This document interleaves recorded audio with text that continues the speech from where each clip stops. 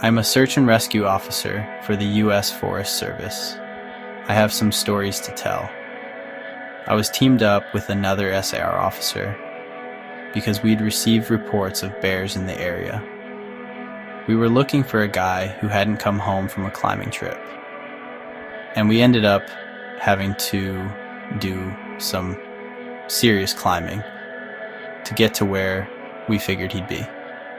We found him trapped in a small crevasse with a broken leg. It was not pleasant.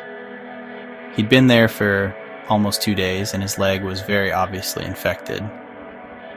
We were able to get him into a chopper, and I heard from one of the EMTs that the guy was absolutely inconsolable. He kept talking about how he'd been doing fine, and when he'd gotten to the top, a man had been there. He said the guy had no climbing equipment, and he was wearing a parka and ski pants. He walked up to the guy, and when the guy turned around, he had no face. It was just blank.